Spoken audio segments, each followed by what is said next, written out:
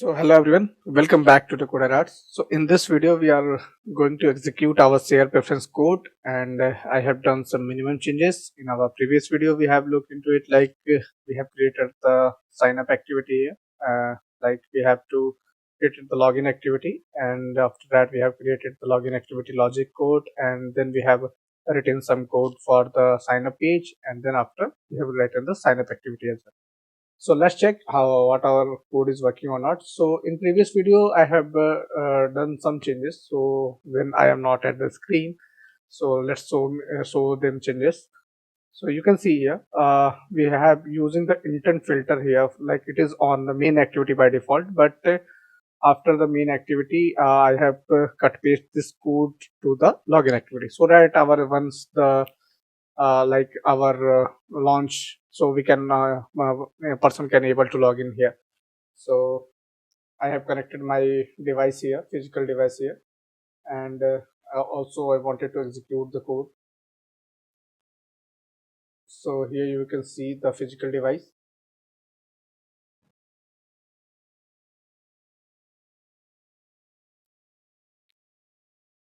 Okay, so we have to run our code here.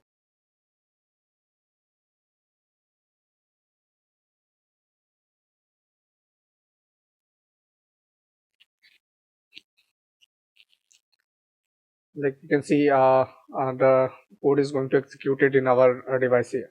So here you can see we have email ID and the password here. So what we have to do, we have to write some email ID. Okay, so what is the email ID? Like I can enter something and I can enter something here. So we can see the invalid credential pop-up is popping out. Okay, then after we have to check, like we have to create an ID password here. So just click on this and Abhay Tiwari 037, and then after we are using password. Okay, and we just click on sign up. So our sign up is successful here, and we have to changes and just select this one, and we have to mention our password. So like there is some error.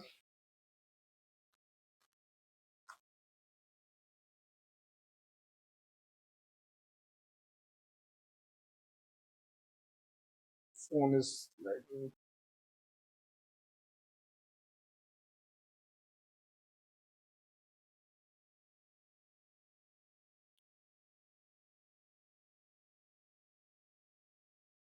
let me run it again.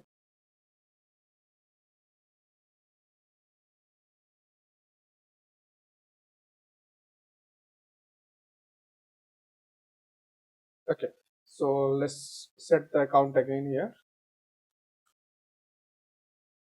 and then we have to use the password. Click on sign up, and then we have to use this credential.